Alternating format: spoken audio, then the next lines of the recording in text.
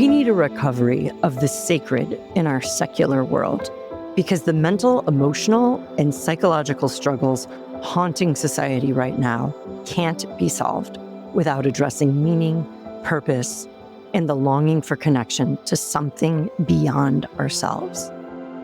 In other words, spiritual health is an essential part of our well-being. An attorney, religious scholar, and university chaplain, Varun Soni, is leading us back to our true north through spacious and life-giving spiritual conversations and sacred practices that realign us to our values and our identity. Religion has been the predominant meaning-making, community-building enterprise of human history. This generation, we've taken religion away, and instead we've given them smartphones, which are designed to keep them outraged and anxious.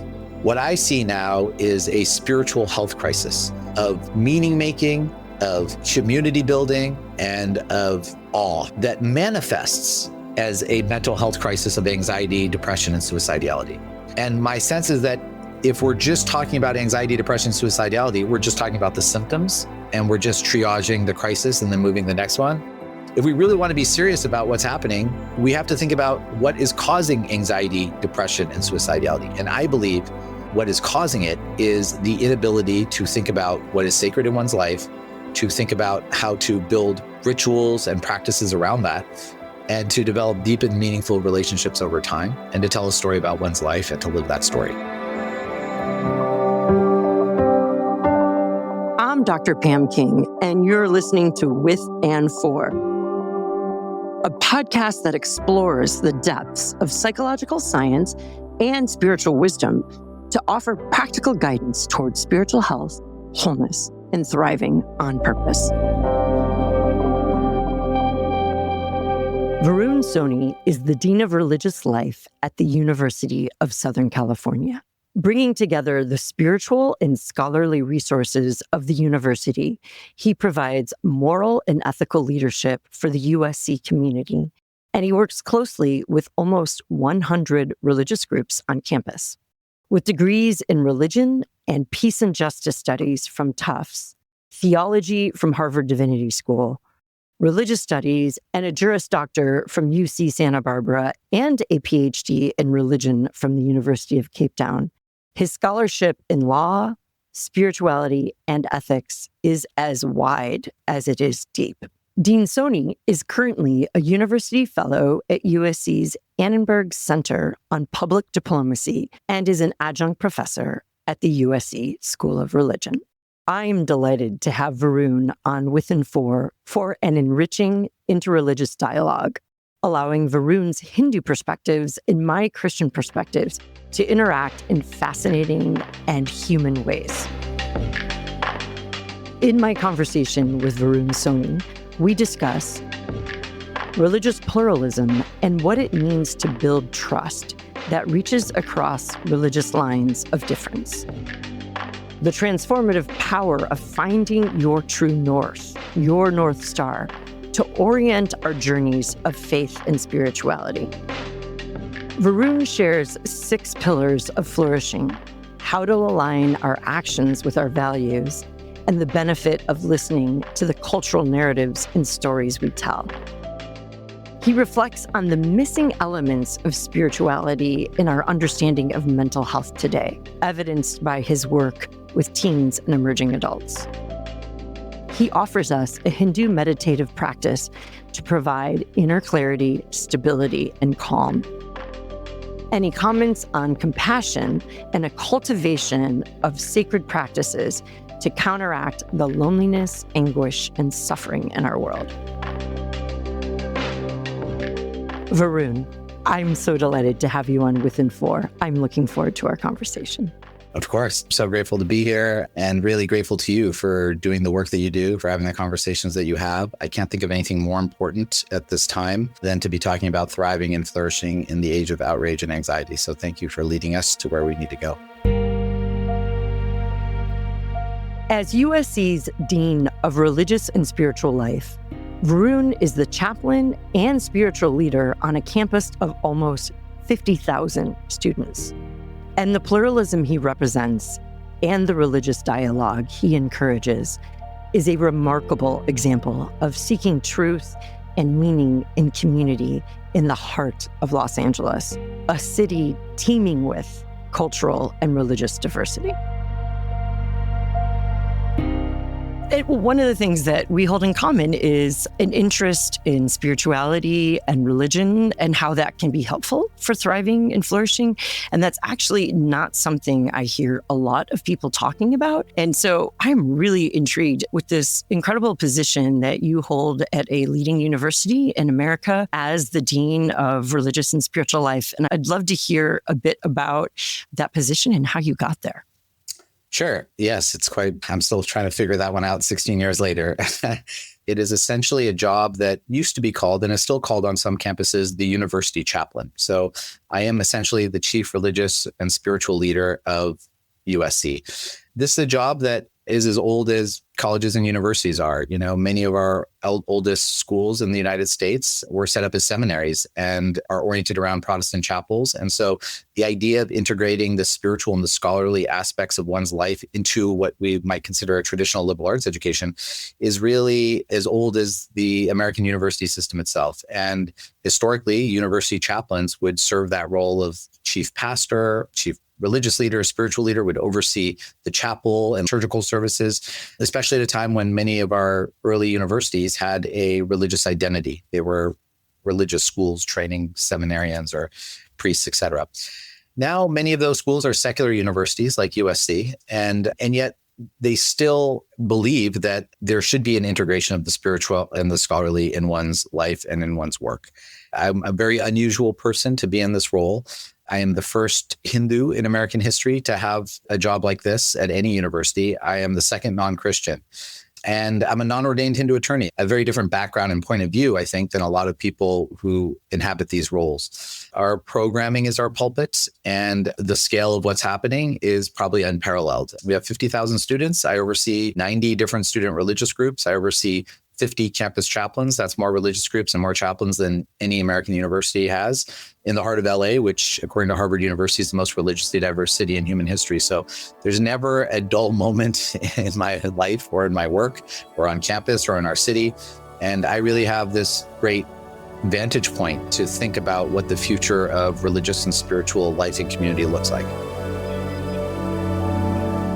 A practitioner of Hindu faith, Varun was born in India and raised in Southern California from a young age. He has family on 5 continents, and they collectively represent every major religious tradition in the world. And from early on, the exemplarity and inspiration of 2 of the 20th century's most influential spiritual leaders, Mahatma Gandhi and the Dalai Lama, offered him a vision for spiritual and moral leadership. Varun shared his personal background and the meaning of these 2 figures in his family and in his own life and calling. I was born in India, but I moved here at a very young age. My parents were already living in the United States at the time. So I was 6 weeks old when I came here. So I'm basically what they used to call ABCD, American born, confused Desi.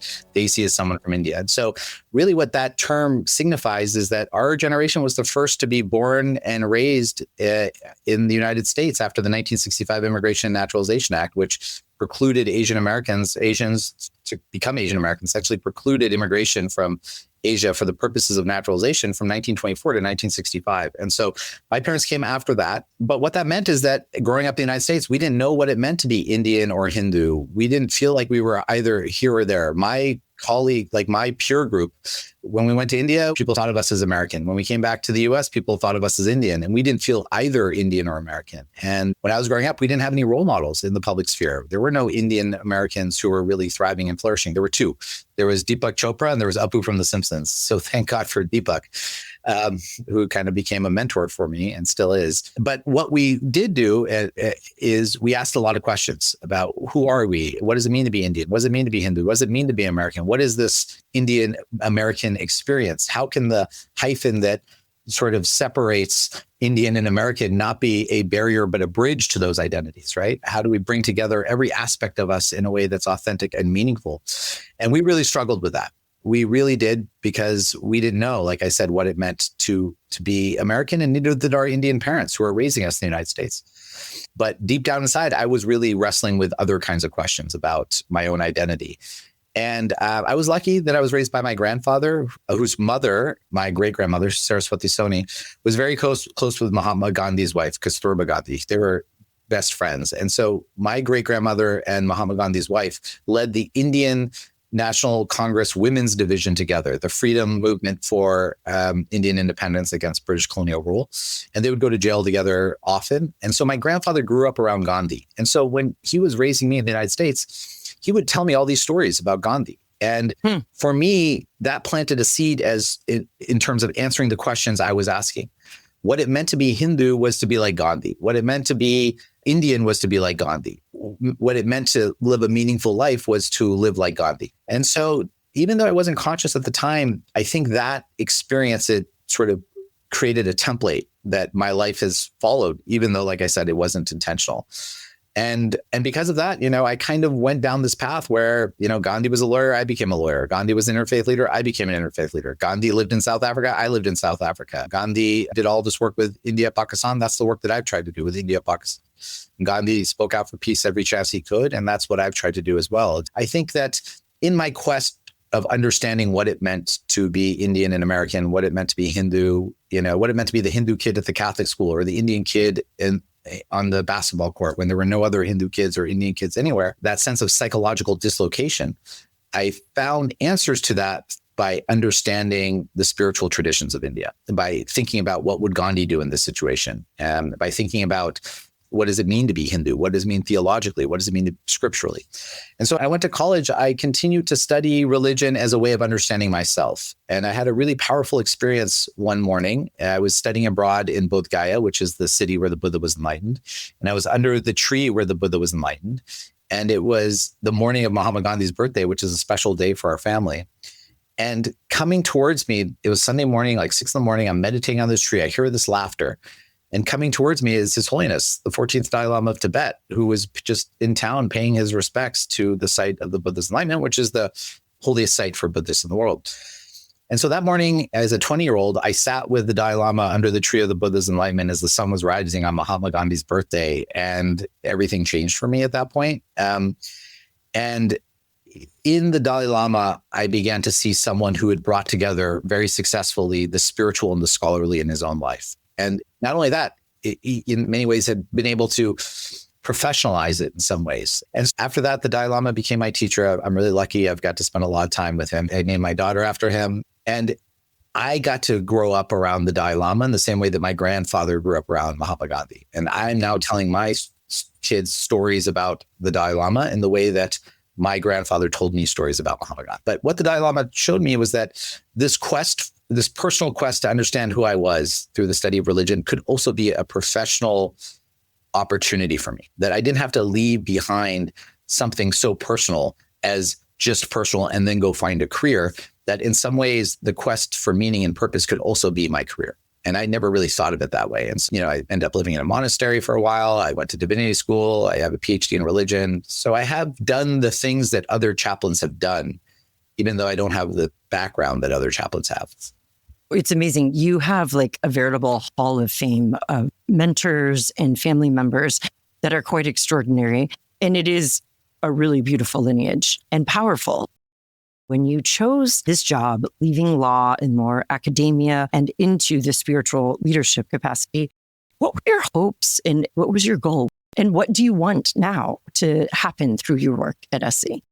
The reason I wanted to be a professor is because I believe that if I were teaching classes like my comparative religion class, then I can help people open their minds and their hearts to other experiences and identities and perspectives. I could do the work of interreligious and interfaith trust building. I could open people's eyes or bring them into communities that they might not have otherwise seen, houses of worships that they might not have otherwise experienced. And I do believe that's true. I do believe that as a professor, I'm able to hopefully be part of the solution to the challenge of religious prejudice and violence. But what the data tells us and what I've seen myself is that even more than learning about someone new, what really changes your heart and mind is knowing someone, not learning about them, but actually knowing them. I actually feel as though the work of chaplaincy is more powerful in getting to that end than even the work of the college professor. Because when I'm doing chaplaincy work or interfaith work outside of a classroom, and I think that the whole university in this way, that's really where people go deep in their relationships. And that's really where people change hearts and minds.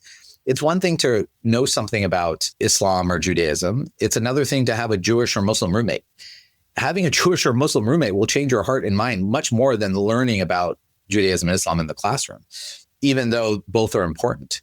When I look back on my college years, I don't think I remember a single thing I learned in class. And many of those data points I could just Google anyway. But I will never forget the transformative experiences that happen out of the classroom in relationships with other people, in the dorms, in study abroad, in sports, in community service, in the newspaper, at the debate club, in religious life, in Greek life, right?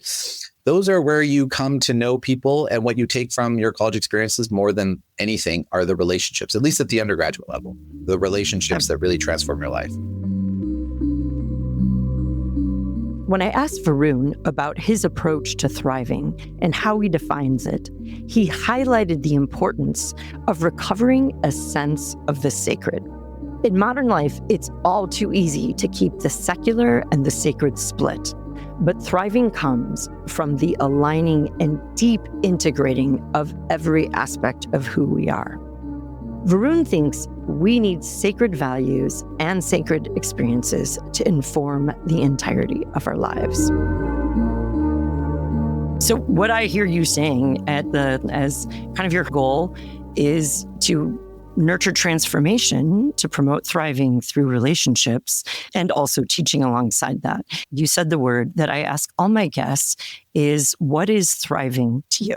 You know, that word has meant different things to me at different points in my life. It might mean something different to me on Thursday than it means on Monday. But I think that for me, when I think of thriving, is in the abstract, not from a theoretical perspective. It's the alignment of purpose and practice. So it's like, what is my North Star and how do I get there? That's thriving. It doesn't matter if you don't get there. It doesn't matter if your North Star changes. But as long as you have some sense of purpose and practice and alignment at any given point in your life, even if purpose and practice change over the course of your life, the very act of alignment is the very act of thriving.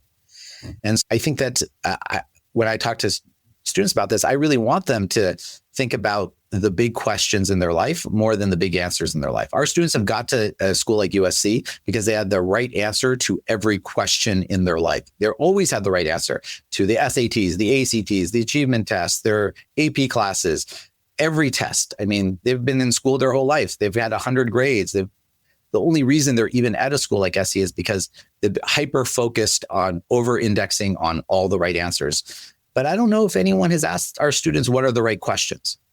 And to me, when you're talking about spirituality, the questions matter more than the answers.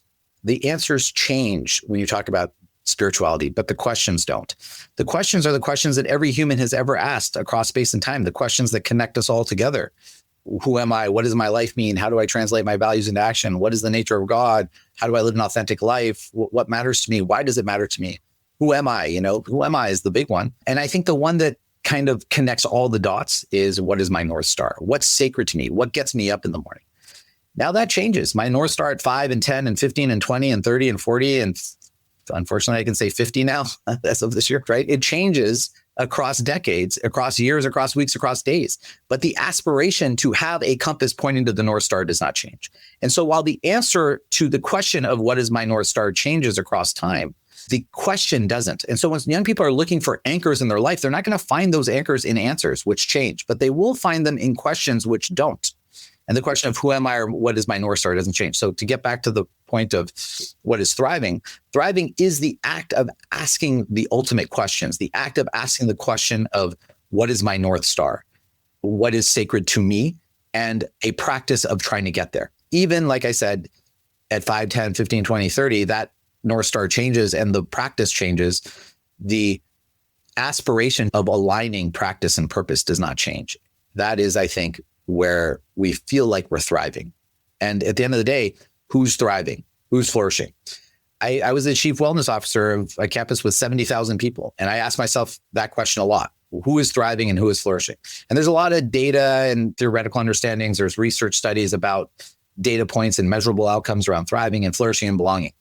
But I don't see it that way. I see whoever thinks they're thriving is thriving, and whoever thinks they're not is not. Thriving, flourishing, belonging, these are self-reported indexes. These are subjective experiences of the world. You can be doing very poorly on everyone else's metric on whether or not you're thriving. But if you feel like you're thriving, you are. And you can be doing absolutely brilliantly on every objective metric of thriving and not feel like you're thriving in your life, then you're not.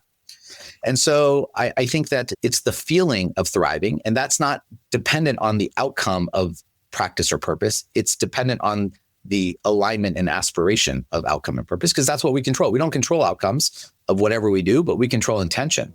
And so if we're going to look to thrive, we have to look to find thriving in the things that we can control, which are often the things that are happening within us internally, as opposed to the things that are happening outside of us externally. That alignment of practice and purpose and its solidity and stability in our lives, that really resonates with me. Yes, it's true that as we grow and change, we might need to reorient our values, our beliefs, our hopes. But it's the consistent pursuit of this alignment between practice and purpose, our actions and our beliefs, our behavior and our values. That's an important key to thriving. We have no control, evidently, about what's going on externally to us. Okay, you set yourself up for a question. I hope you don't mind me asking, since you mentioned a significant birthday and that your North Star changes. So in your 50s, what is your North Star these days? Yeah, so I just turned 50 like a few weeks ago. So I'm really... Happy birthday. Thank you. I'm really trying to process this one. I will say that I felt a lot of anxiety coming to 50, and I felt like a great sense of urgency around time, that my time is limited. But then after I turned 50, I felt what a lot of my friends told me I would feel when I turned 50, which was a sense of relief and a sense of liberation, which is like, listen, I know that my time is limited. You know what? I'm just going to do the things that bring me joy. I'm going to do the things that I really want to do. I'm going to do the things that I know are important. I'm going to make time for the people that I really love. I'm not going to take it for granted. And I'm not going to try to be I don't need to prove anything to anyone anymore. I just need to prove to myself that in the time that I have left, I can do the things that I feel like I should be doing as a father, as a friend, as a mentor, as a husband, as a human being. And whatever the external world wants to say, however they want to judge, however they want to critique, that's the problem of the external world. But I felt liberated from having to play any game of validating what I'm doing to anyone other than myself. Then what are the practices that you actually practice that align you to that true north of being liberated and reminding yourself you don't have to conform or feel the pressures of the expectations of the world around you? You mentioned I had some good mentors, and that's absolutely true. I've stolen from the best, and I steal a lot from Deepak Chopra, who told me that there are basically 6 pillars to well-being that we all have. And I feel like if we can focus on those 6 pillars of thriving, you can call it 6 pillars, then you create the conditions for allowing yourself to think deeply about North Star and what is sacred to you. If you don't have the conditions for thriving, the ecosystem around you, it's much harder to get to a clear-headed answer for that. And so I would put the process before the answer, like try to create the conditions where I can even have what you might call a North Star or thriving mindset. It's kind of like, as opposed to like a fixed mindset, to have a growth mindset or a thriving mindset, we'll say. And those 6 pillars are basically what you think they are. There's 3 that are completely physical. And by the way, these are 6 pillars we control. This is like, what do you control? What you control is your superpower. You should never cede control over that to anyone else. These are things we control. The first 3 are the obvious ones: diet, sleep, exercise. We need at least 6 hours of sleep every night. Nutrition is extremely important, what we put into our body. And exercise, like you need to keep your body as your temple. And if you're physically healthy, then you can be spiritually healthy. Those are things we all know: diets, sleep, exercise. Those are the sort of physical practices of thriving. The other 3 you might call spiritual or emotional health practices of thriving. The first is a contemplative practice. That is a moment where you're trying to sort of cultivate the space between your thoughts. For some people, that could be a mindfulness practice, another kind of meditation practice. You could do it when you're washing your dishes. You could do it when you're driving your car. The idea is, can you have moments in your day where you get past your own ego, where you get past your own desire, your own thirst, your own hunger for whatever it is that you want, your own ambition? Can you just be for a few moments every day? That's the space between your thoughts. That's why mindfulness practice can be really important, because you are not your thoughts and you are not your feelings. But when you live in the world, you think you're your thoughts and your feelings, and your ego begins to associate with the thoughts and your feelings. And anyone who critiques your thoughts or says something, that you disagree with, you suddenly internalize that as a critique of you as a individual, as a person. Your own existence is being critiqued. And that's why I think it can be very triggering to get any kind of criticism, because we think we are our thoughts and our feelings when we're not. Our thoughts and feelings will change tomorrow, but we'll still be here, right? And so having a contemplative practice that allows you to disassociate your being from your thoughts and your feelings, I think is really important. The second is what he calls an emotional intelligence practice.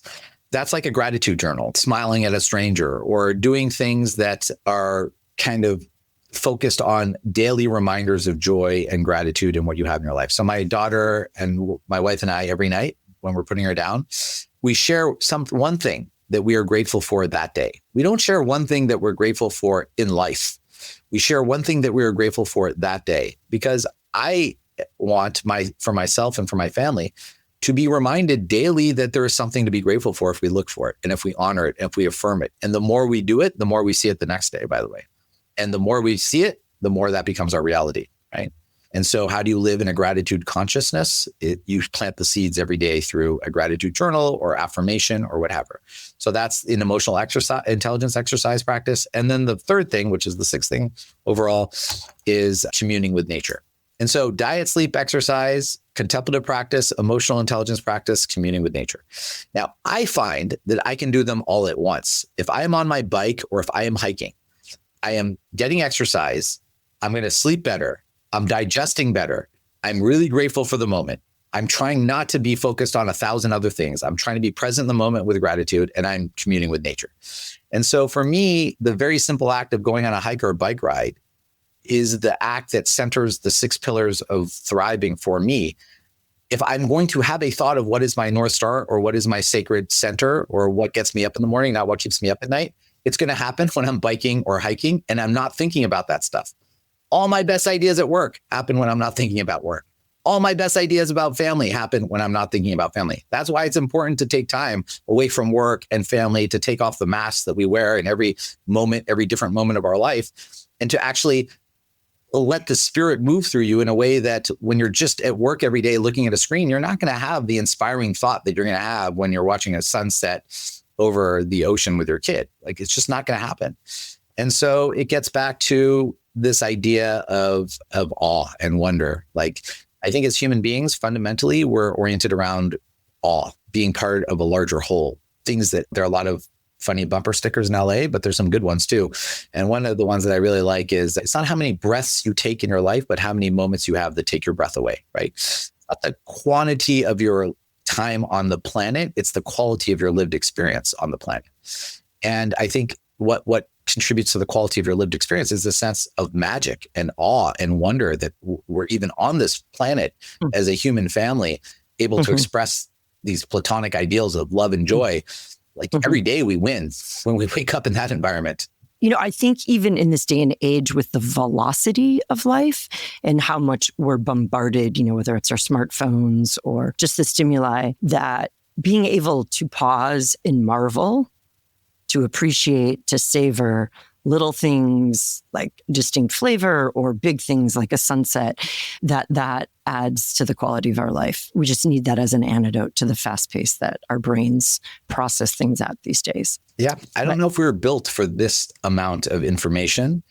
We certainly were not built for this amount of bad news. The constant doom scrolling, the knowing about every terrible thing that's happened in the world at every moment. It's not the way I think we're built, with our compass pointing towards joy and hope. And when we're constantly bombarded by every terrible thing all the time, it's hard not to feel anxious and outraged. And the reality is this: I'm a father of 2. I can't think of another time in human history I would want my kids to be born into than this one. I think this is the best time in human history for my kids to be born. And yet, if I look at my phone, I would think it's the worst time in human history for them to be born. We've had terrible things happen throughout human history, but there is still a lot of hope in the human condition, I think, because we didn't know about every terrible thing that was happening in real time. And I don't think that's the way we were built. I don't think that's how we process information. And I think it's fundamentally changed who we are as humans because of it. I find meditative practices incredibly helpful in my own Christian spiritual life. And there's a long history of Christian mystics, contemplatives, and prayer warriors who use the gamut of spiritual tools and technologies, creative ways to connect with God and encounter the transcendent. Whether it's the simplicity of the ancient Jesus prayer, Lord Jesus Christ, have mercy on me, the stability of liturgical prayers, or the power of silence and allowing the Holy Spirit to guide us in prayer beyond words. There are vibrant contemplative and meditative exercises throughout Christian history. And Varun points out that in this high-speed age of overload, outrage, and anxiety, contemplative practices are especially beneficial, maybe even necessary, for empowering and realigning us.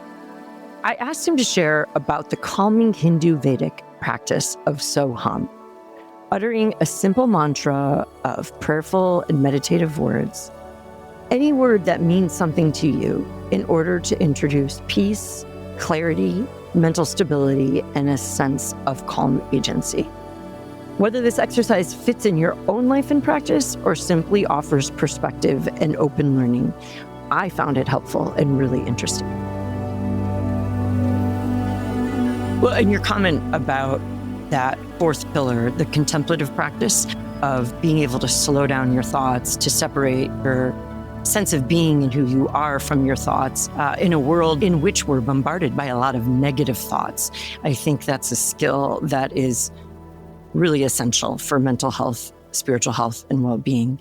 And I'm wondering if you would guide our listeners through a contemplative practice that you have found students find helpful or that you find helpful. What I'd like for people to feel empowered to do is to find contemplative moments that are built into their day. It's not that you have to sit on a mat or on a cushion to meditate every day, although if you can, that's great.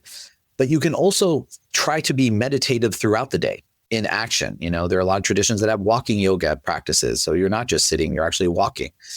And you don't have to be contemplative or meditative for hours or even for minutes.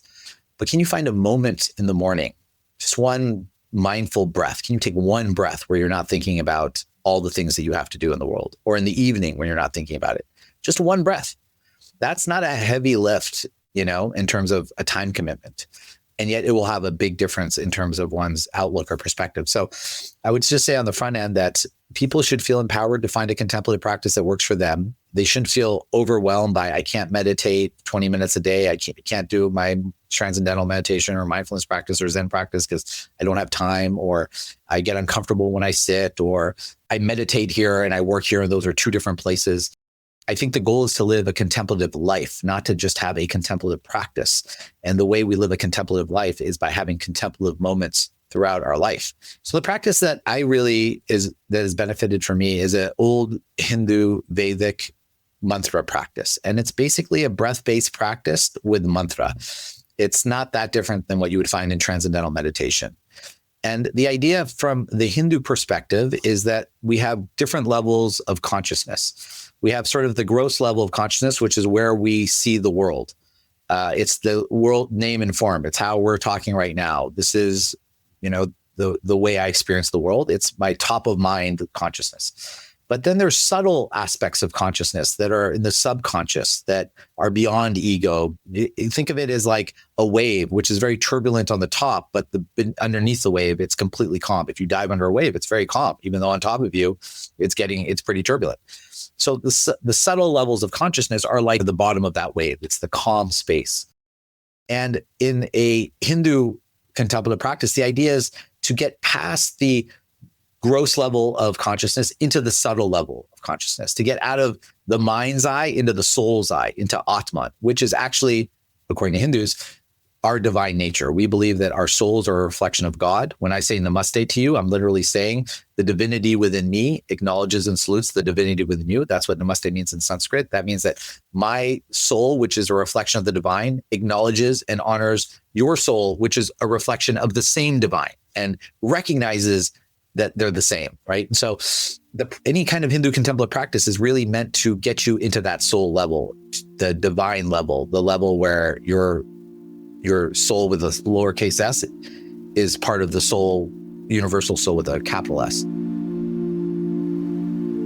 The practice that I would offer is called Soham. It's called Soham because that's the mantra that comes from the Vedic tradition. And in Sanskrit, Soham literally is I am, I am, I am. It's a meditation on your being. So the way I would offer instruction on this one is just to sit however you're comfortable or stand however you're comfortable, just to find a comfortable way of being.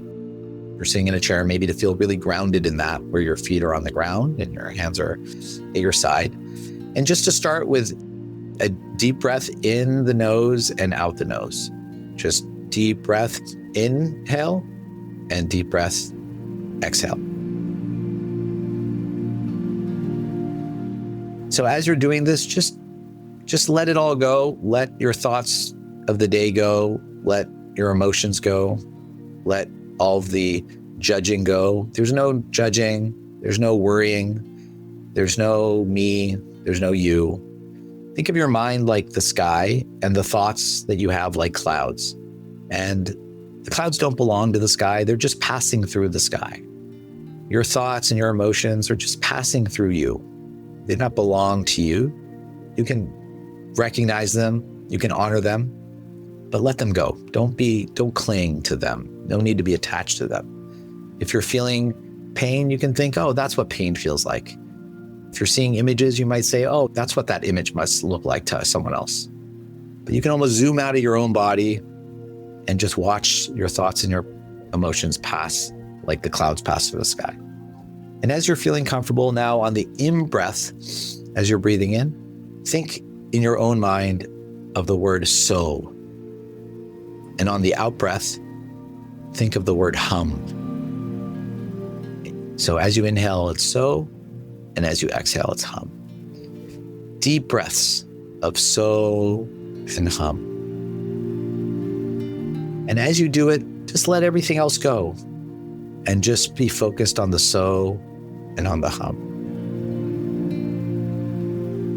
And recognize that ancient mantra that comes from one of the oldest spiritual traditions in the world is a kind of technology that connects what's inside of us to this greater reality outside of us. Our very essence, that's what we are.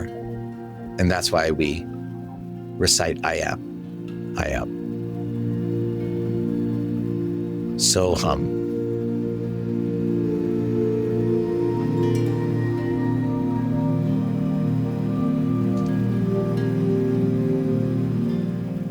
Then, after a few breaths, slowly come back to the chair, back to the world, back to your body, out of your subtle consciousness, back into the gross levels of consciousness, back into your mind's eye, and then back into the conversations.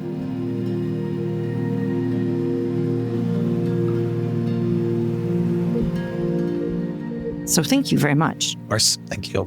Really appreciate that. Varun, one of the things that I've really admired from seeing you more digitally, but I've finally had the opportunity in person, is just how beautifully and deftly you navigate through very pluralistic and diverse settings, also very secular settings. And I'd love to hear from you how you do that and what enables you to connect so effectively with young people today. I think part of it is just my own experience of the world and who I am as a person and trying to be authentic. You know, young people don't come see older people because of title anymore. They won't go see a rabbi because that person's a rabbi or a priest or an imam because of the title. They won't come see me because I'm a dean or a professor. The title matters very little. They will come if they find that the person is authentic and if the person is helpful and the person can offer something. So it's more about the individual than it is about sort of the title or anything else. And so I've just tried to be an authentic version of me. I've tried to model the kinds of things that I'm asking my students to do in their own life. It's hard to be the chaplain if everyone hates you. I just try to do that. But it just happens that my own life is actually a life where I come from a very pluralistic family, and I've done a lot of work in different aspects of my career that isn't just religious or spiritual. Like I produce films and a graphic novel company, and I'm helping one of my dearest friends with his company, Religious Sports, and I'm advising on a video game company, and I do some real estate stuff. I'm like a crazy Los Angeles Clippers fan. I used to have a radio show. I wrote a book on Bob Marley. I have all these things that I've done that are seemingly disconnected that I've tried to bring together holistically. And I have family on 5 continents. They represent every major religion in the world. I've studied on multiple continents. So if I'm being authentic to who I am in my own experience of the world, it is, I think, a experience that is pluralistic, and it is an experience that is grounded in the secular. It's grounded in popular culture. It's grounded in digital media. It's grounded in essentially storytelling, which can take place through film, through sports, through music, and, by the way, through religion. And so, if anything, I think storytelling is probably more of the overarching kind of structure or arc of my career more than even religion or spirituality. But this is a way that I can tell stories, but it's not the only way that I can tell those stories. And so I'm constantly trying to think about using ways to engage students where they're already at to get to the bigger questions of meaning and purpose. If you're already a sports fan, let's think about meaning and purpose through sports. If you love hip hop, let's think about meaning and purpose through hip hop. If you're a dancer, let's think about dance as a devotional activity, right? If you're a dentist, let's think about service as a part of your spiritual discipline. Let's think about your medical practice or your legal practice as your spiritual practice, as opposed to trying to create a whole new way of being. Students have almost already walked away from, as opposed to thinking this is the box that you as a student has to fit into. I've tried to think about what is the box that you and the student have already built for yourself, and how do we find sacred in it? Asking questions about identity and narrative, Varun reflected on the power of stories to offer spiritual understanding. Listening back to the stories we tell ourselves about ourselves can be an instructive and enlightening practice. Varun comments on how powerful that is, because we have a way of enacting and becoming the stories we tell ourselves. So let me ask you, what story are you telling? That narrative story is such a great way of knowing and discovering who we are. One of the ways I understand spiritual health, that spirituality at its best enables people to tell redemptive and productive narratives about their life, that gives them an opportunity to tell an evolving story. And university students are obviously in the throes of identity development. And I'm curious how you have found spirituality or religion as a helpful means, a tool was the word you used, to help young people with their narratives, with understanding their journey of who they are. Yeah, I mean, I often talk to students about who are you at 5 and 10 and 15 and 20? What's the same about you at 5 and 10 and 15 and 20? And as you break it down, it's really hard to find that thing. Your memories are different. Your relationships are different. Your hopes, your dreams, your aspirations are different. Your values are different. Your morals are different. Even biologically, there's no part of you that's the same. All your hair is different. All your blood is, all your cells are different. Your nails are, everything about you is different. There's no you there to point to over time, unless you believe in the soul, right? There's nothing that connects the 5, 10, 15, 20-year version of the student life, except the fact that at 5, 10, 15, and 20, that student is telling a story about themselves.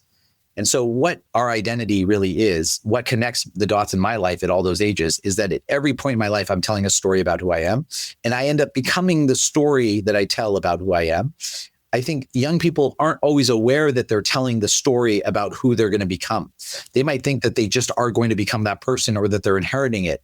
They're maybe not aware that the story that's being told in their own mind is a story of their own creation. And if they don't like that story, they can recite it and they can rewrite it. That's what Steve Jobs said in his famous 2005 commencement address at Stanford. He said, look in the mirror, and if you don't like what you see, then change it. I think what he was saying is like, listen to the story you're telling yourself. And if you don't like what you hear, then rewrite it, because you are the person who wrote that first story. So you're the person who should write the next story. And so just to empower students to think about how they become the stories in their life, how they become the heroes in their own life journey. It really comes back to the hero's journey. We're all heroes on our own life journey. And our heroic journey is to slay the demons and dragons in our path and to sort of traverse this treacherous path and to get to where we're trying to go, our North Star. And so once you take the framing of this sort of hero's journey and this story that has to be told about the hero and lived by the hero, then I think that empowers students to feel like they're proactive in their own identity formation as opposed to reactive in what the world wants them to be. And it allows them to see that whatever seed they plant will grow over time. It's hard when you're 20 to see how the seeds you planted at 5, 10, and 15 have grown to where you are at 20. But when you're 50, it's not hard to see how the seeds you planted at 20, 30, and 40 have led you to where you are at 50, right? It's very clear. It's super direct. There's a straight line between what I did in college and what I do now. It's direct causal relationship. And I think from the religion perspective, even if students aren't religious, they can encounter religion as a type of cultural mythology. And what we talk about with students is in some ways mythology is a more accurate version of history. History is the story. It's, of course, what we teach at secular research universities, but history is often a story told by the winners about sort of specific facts that are told in a particular way, often in a political way, for a particular reason. It's a very small version of what happened, told by a very select group of people. But mythology might not talk about specific times, dates, and places, but talks more about the hopes and dreams and aspirations of a people as a whole in that period of time, in an era. And so even if students don't believe in God or religion or have rejected religious identity, they can still appreciate the stories that are told across time that talk about what it means to be human. And, listen, you look at the top 10 grossing films of all time. I think, I haven't looked recently, but I wouldn't be surprised if 5 of them are Marvel films of all time. Why? Because Marvel is now the cultural mythology of our day. Marvel is telling stories about good and evil that are complex and nuanced. They're telling stories about the human condition. They're telling stories that young people are obviously flocking to because they're seeing some version of what's happening on the big screen in terms of the hero's journey in their own life in some ways, even if they're not fully aware of that. And so I try not to disaggregate for non-religious students the cultural mythology of sacred texts and the cultural mythology of the silver screen, and then the sort of hero's journey stories that they tell themselves. Wherever they're finding inspiration, it's important to bring into their own life. But I think when they start to see, hey, I'm not religious, but for some reason, I'm still gravitating towards all these other stories, whether they're Marvel stories or other stories, that this can be a reservoir for me to draw from in telling my own stories. Then that's a tool that they have in their toolkit to be, like I said, part of the solution to the problems of the world or part of the solution to the problems of their own life in a way that they often feel disempowered. Our students feel like the problems of the world are too big. I can't solve the things I need to solve. And it causes them a lot of anxiety. And they were brought up in a reality where too much is never enough. Like no matter what they do, it's never good enough because that's kind of the way we've conditioned our kids. And that adds to the anxious generation, which Jonathan Haidt so eloquently talks about. But we get anxious when we feel like we don't have control. When we realize that there are things we can control, and one of the things we can control is the story that we tell about ourselves, which becomes the story that we become as humans, then suddenly we feel empowered by that. And religion has been that story. It isn't right. It isn't the story for many of our students right now, but that doesn't mean it can't be a blueprint for that story. I'd love to ask, we know scientifically that when people have a sense of agency, when they have hope, there's a lot of mental health positive outcomes associated with that. One of the things I've found in my research, and one of my early studies was actually interviewing teens around the world who were nominated for living with profound spirituality in their culture, including an atheist in Northern Ireland. One of the things that was really common amongst them was having a sense of transcendence, about having a narrative that was bigger than themselves. So it was, in many instances, religious or sometimes cultural, familial, but they found there was power in being a part of something big. And I mean power, like it oriented their life. It changed their identity. It framed the way they saw the world. And it did give them hope. And I'm curious, like if you experience that with young people, if like just having a sense of agency is enough, empowering them to curate, retell, write their own stories, is it helpful that there's something beyond themselves? Yes, I absolutely think it is. I think it's a protective factor. One of the most important research studies that really defines almost everything I do in my job is one by Lisa Miller that she talks about in her incredible book, The Spiritual Child, where she points to studies that says, if you have an intergenerational religious or spiritual experience growing up, that means if you go to church or temple or masjid or gurdwara or synagogue with your parents or grandparents growing up, then you are 70% less likely to experience depression as a young adult. That study explains so much of what I see at USC and in higher education as a whole. And it's not always the case that correlation equals causality, but in this case, I think it's true. So I have, like I said, in 1950, 2% of Americans were not affiliated with religion. Today, 51% of my incoming students are not affiliated with religion. That's a crazy shift in just 2 generations. We'll never be a predominantly religious society again. It's the most important story in American religious history is the rapid growth of those who are not affiliated with religion, especially those who are under 30, which is 20% of the American population is not affiliated with religion, but 50% of Gen Z is not affiliated with religion. So we're seeing an incredible generational shift. So in an age where less people have had these intergenerational religious experiences growing up, we're also seeing the levels of anxiety and depression and suicidal ideation we're seeing are off the charts. 65% of college students are so anxious that they're having trouble functioning. 65%, that means anxiety is baseline. 30% are wrestling with a mental health challenge like depression, and 10% have had thoughts of suicide over the last year. So on my spectacularly beautiful Hollywood campus, where every day is a picture perfect Southern California sunny day, and there's football and film, and everyone is in their, literally the campus of their dreams, I have 5,000 people, 5,000 students walking around every day who are thinking about suicide. That's what keeps me up at night, right? And so we know the opposite is true. We know that not having that is an aggregating factor. We know that not having a sense of belonging or a sense of transcendence or a sense of being part of a larger whole has a negative impact on your mental health. I see that every day. And I think it's also true to say that having that in your life, a positive sense of belonging, a reality greater than yourself, a sense of transcendence and awe, and almost like magic and wonder in your life, is a protective factor that then mitigates the downstream flow of anxiety, depression, and suicidality. If you don't feel like there's a reality greater than yourself or that you're part of a larger whole, it's hard to feel like you belong anywhere. If you don't feel like you belong anywhere, it's really hard to thrive in your life. So I do think that the protective factors of religion are directly responsible to people who have historically felt that they were thriving. We're now in this transition period where we're moving past religion, but we haven't replaced it with anything else. Religion has been the predominant meaning-making, community-building enterprise of human history. This generation, we've taken religion away, and instead we've given them smartphones, which are designed to keep them outraged and anxious, are designed to keep them coming back for more and to keep them in some ways disconnected, not connected. I think the great tragedy of social media is it's become antisocial, and our young people have 70% less human interaction before they're 18 than we did, because they're living in a mediated world where every interaction is mediated through technology. It's not a primary experience of the world. And so we've taken the most important protective factor in human history, religion, and replaced it with probably the most aggravating factor in human history, where we have no longitudinal study on, which is social media. And then we wonder why our students are so anxious and depressed, and why they break, and why there's so much suicidal ideation. So I absolutely think that's what it means for me. Is what I try to do now is build those protective factors for students who weren't raised with them.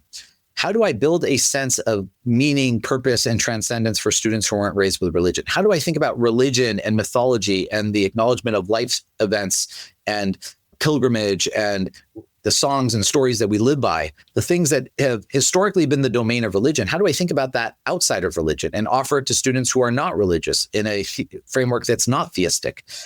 The reason I want to do that isn't because I think students need religion or even God, But I think they need a protective factor that allows them to feel like they're part of a larger whole, that allows them to feel like they belong wherever they are, that allows them to thrive and flourish in their life. And so that's why I don't talk so much about religion or God, but I talk about what is sacred to you. What is sacred to you? That's what I really want students to think about. That doesn't mean you have to be religious or theistic, but there has to be something sacred to you. And if you don't have anything sacred in your life, something, like I said, that's your North Star that you're getting up for, it's going to be impossible to feel like you're thriving, flourishing, or that you belong. Working with teens and emerging adults, Varun has a front row seat to the existential and emotional lives of college students. Whether we have kids or not, these young people are the future leaders of the world.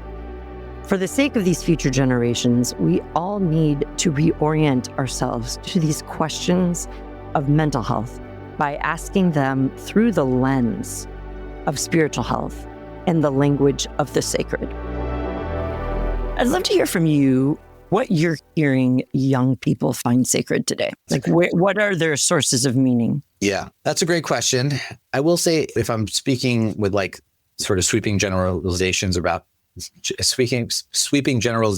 generations, which, I try not to do, but I am doing. I will say that the superpower for this generation that I have not seen in my generation, my parents' generations, or even in millennials, the superpower for Gen Z is their empathy. Students care so much about each other and about the world more than any. It's maybe somewhat ironic that a generation raised without religion cares more than any generation raised with religion. Maybe that tells us something about religion, but they are super empathetic. They really care about each other. I never get emails from students saying, do something for me. I always get emails from students saying, do something for my friends, do something for those students, do something for those workers, do something for those professors. They're always advocating for each other. And so I think what is sacred to young people is a sense of care. And I think what that means for them is justice, whatever that might mean. I think what's sacred for them is a sense of justice or equity or fairness, however they may define it. They'll define that in different ways. But you will find students have been very involved in various social justice movements over the last 5 or 6 years. They've participated in movements that have become global movements. And I think that makes them feel as though they're connected to something bigger than themselves. So this idea of what is bigger than me, well, for a lot of students, it's this global movement for justice or equity, or to try to face and address the real challenges of the world. Income inequality, there's so much existential angst over climate change. Like that's like a baseline existential angst, spiritual angst for young people.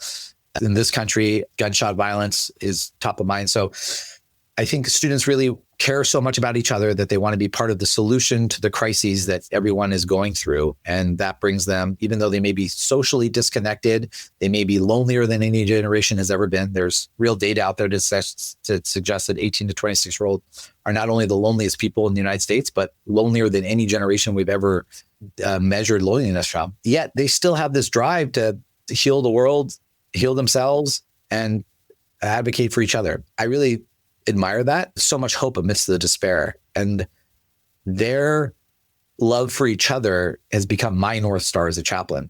That's why I do what I do. That's what gets me up every morning. It's how much they care for each other that gets me up every morning to try and be part of their journey.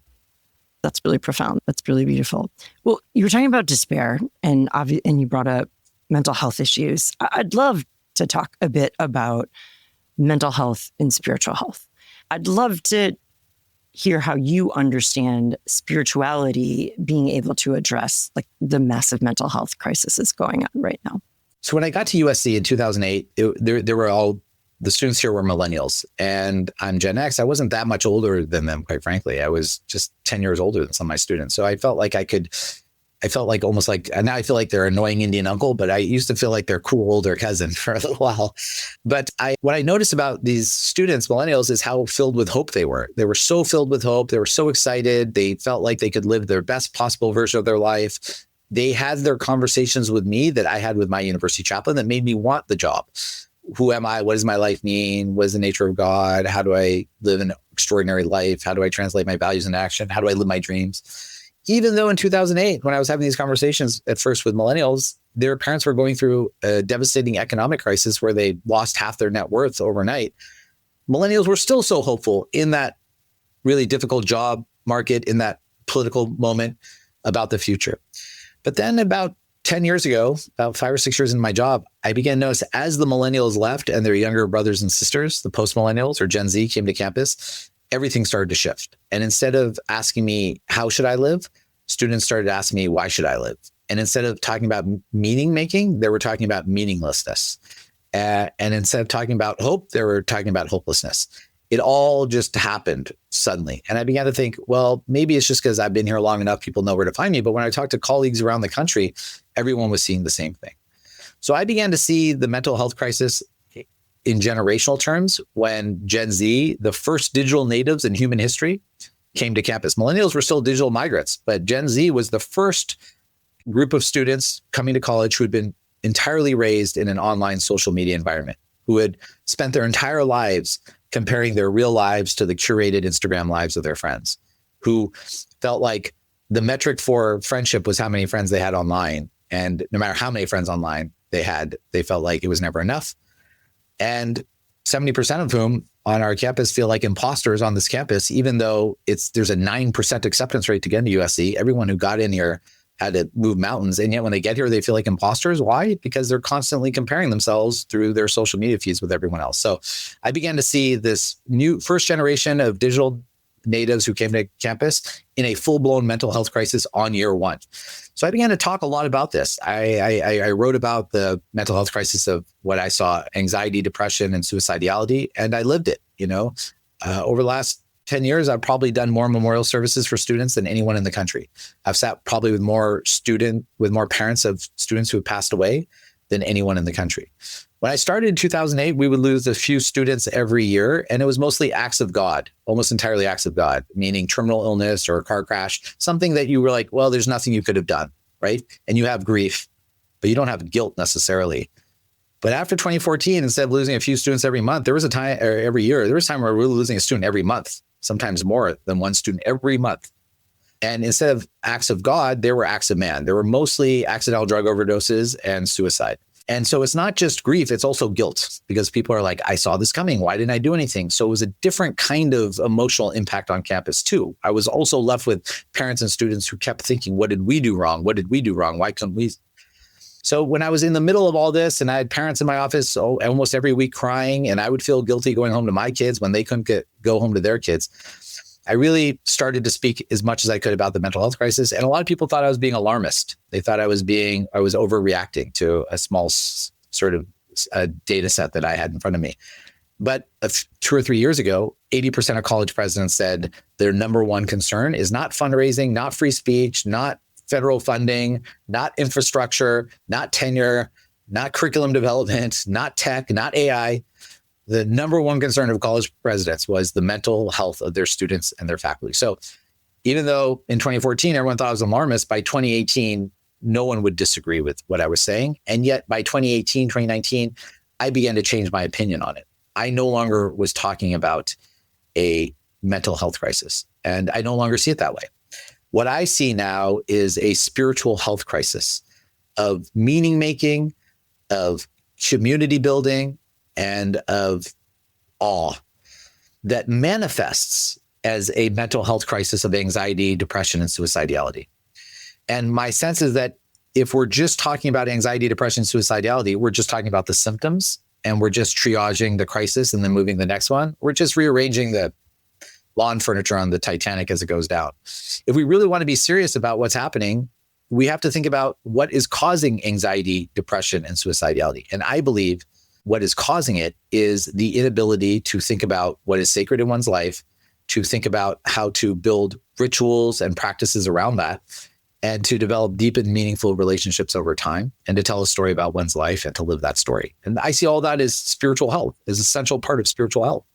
And so what I've tried to do is focus on those things, focus on meaning making, community building, North Star consciousness, thriving and flourishing as a protective factor against anxiety, depression, and suicidality, as opposed to just trying to treat the anxiety, depression, and suicidality as it emerges, to go deep into the root cause. And I believe that the root cause is spiritual, and therefore the root remedy is spiritual.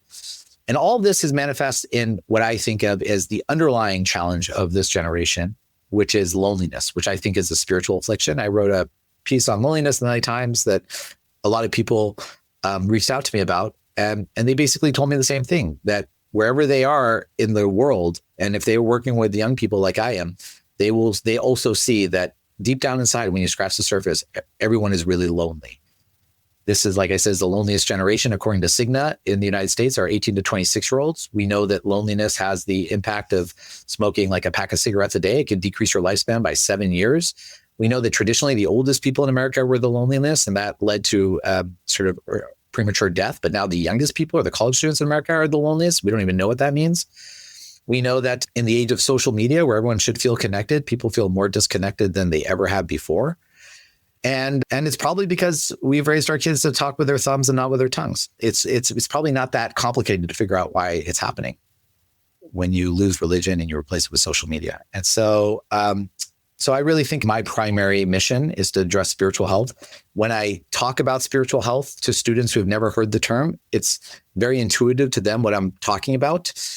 They seem to really appreciate the term, because even though only half of our students are religious, 80% say they're spiritual. So they want to be spiritual. They may not have the tools of understanding what that means. But when you say, well, you have physical health, you have mental health, you have emotional health, you have financial health, they know what all that means.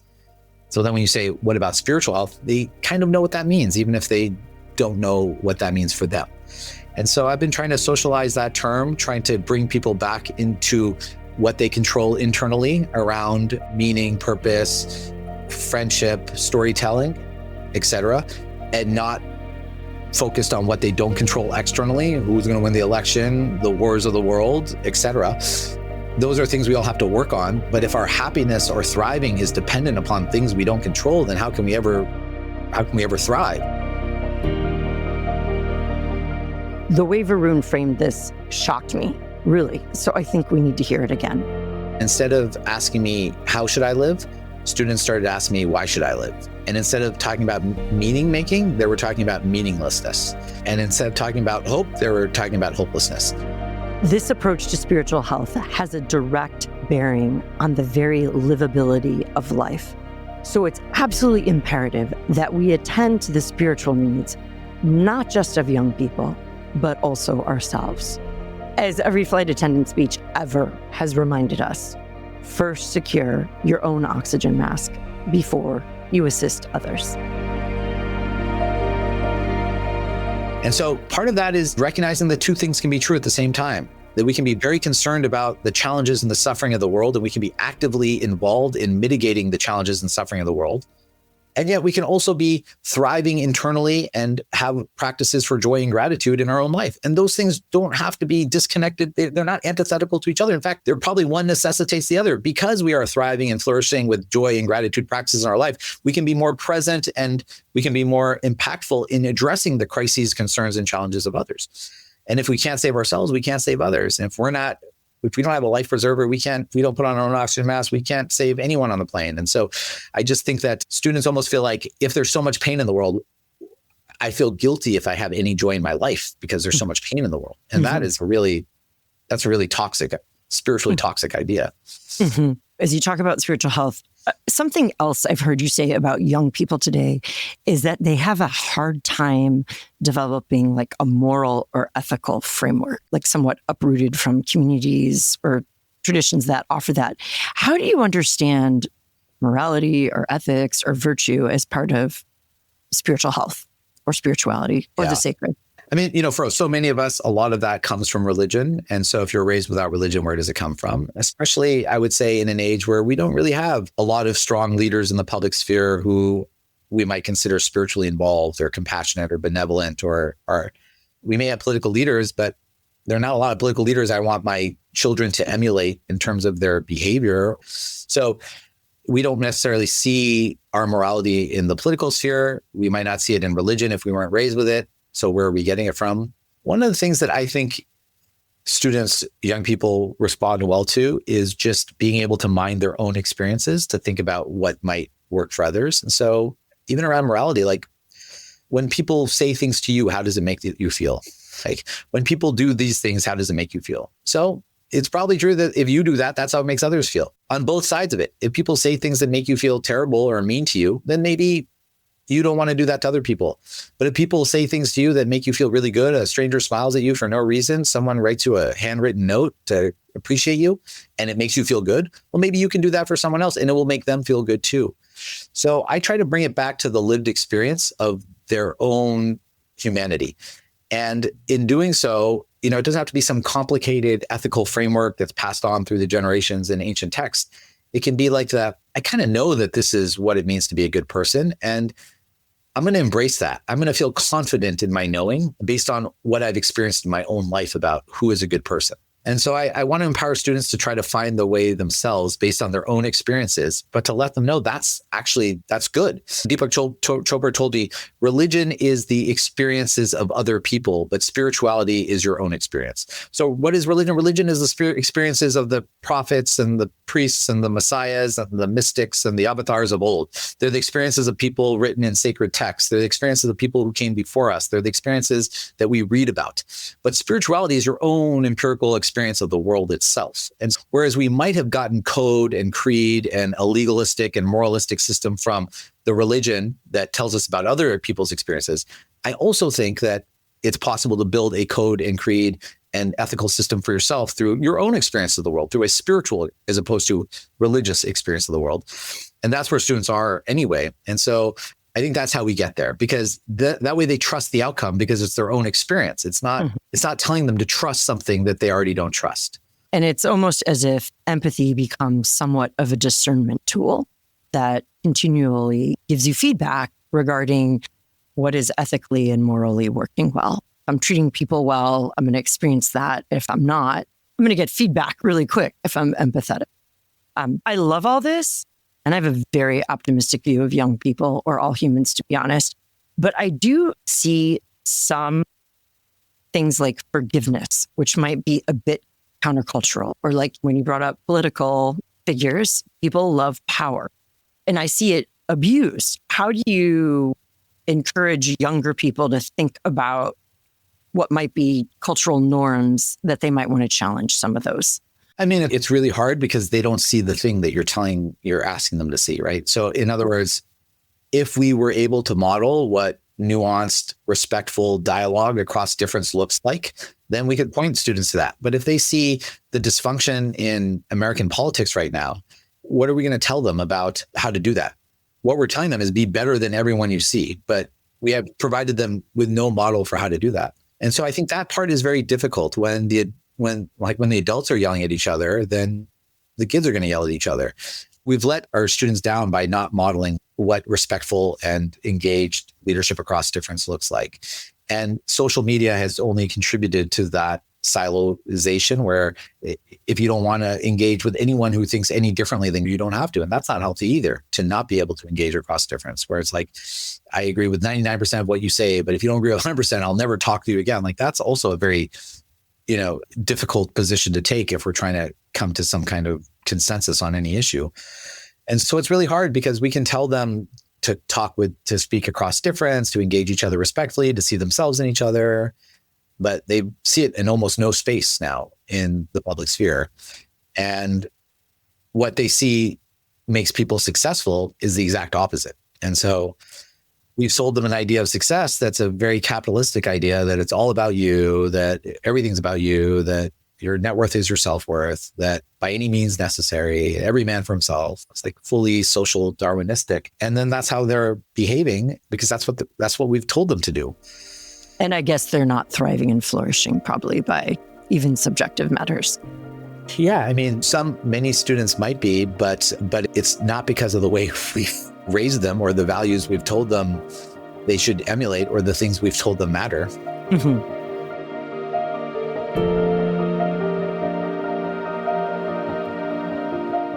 A word that neither of us have said, but I feel like is present in much of what we're talking about, is love.